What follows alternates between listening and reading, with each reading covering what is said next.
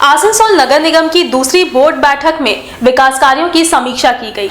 Mayor विधान उपाध्याय ने नगर निगम के सभी विभागों के कामकाज के बारे में जानकारी ली और दावा किया कि चुनावी घोषणा पत्र में किए गए सभी वादे पूरे किए जाएंगे।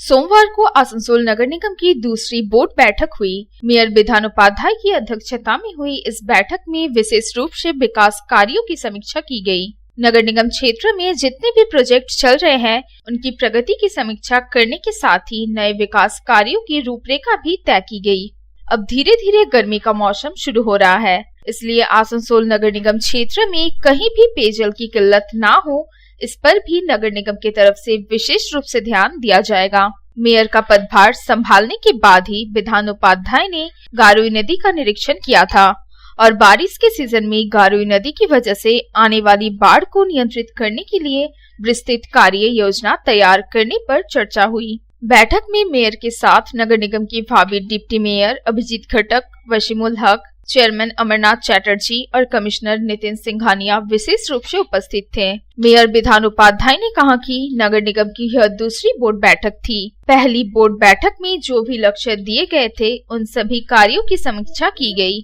नगर निगम के सभी विभागों के कार्यों के बारे में उन्होंने विस्तृत रूप से जानकारी ली है। उन्होंने एक बार फिर से दोहराया कि नगर निगम चुनाव के समय घोषणा पत्र में जो भी वादे किए गए थे उन्हें हर हाल में पूरा किया जाएगा और उसी दिशा में काम चल रहा है।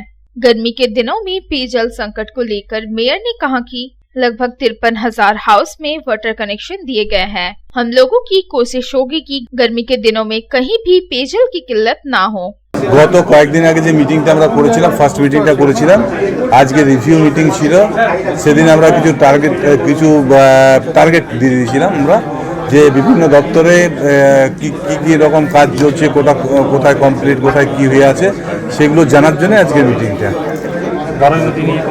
হ্যাঁ, গারুই নদী নিয়ে অলরেডি আমাদের আমরা ভিজিট করার পরে তারপর অফিসাররা গেছিল, ওখানে যা যা হয়েছে দেখে এই করেছে।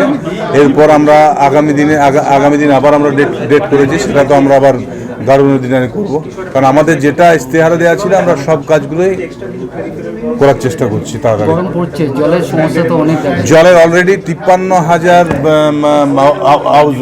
হাউজের লাইনের অ্যারেঞ্জমেন্ট মানে অলরেডি হয়ে গেছে এবং এটা আমাদের টার্গেট রয়েছে আসানসোল কর্পোরেশনের মধ্যে এপ্রিল মাসের মধ্যে আমরা পুরো আমাদের যে এইগুলো বানানো হয়েছে, ট্যাঙ্কগুলো বানানো হয়েছে সবগুলোতে যাতে আমরা মোটামুটি এখন তো অলরেডি 4-5টার মতো রেডি হয়ে গেছে, যেগুলোকে আমরা করতে পারবো। হ্যাঁ, রাস্তাঘাটের যেমন কাজ সব কিছুর কাজ যেমন চলবে।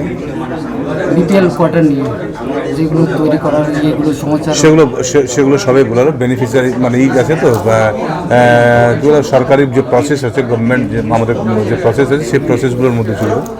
আসানসোল से संतोष मंडल की रिपोर्ट, पब्लिक टाइम्स। আপনার স্বপ্নের বাড়ি এখন হাতের মুঠোয়।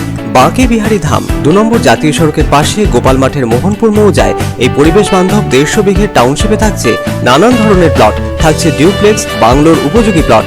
বাঁকে বিহারী ধামের আবাসিকদের জন্য থাকছে jogging area, swimming pool, garden, মন্দির, ক্লাব হাউস, হাসপাতাল, কমার্শিয়াল মার্কেটের মতো অত্যাধুনিক সুযোগ সুবিধে।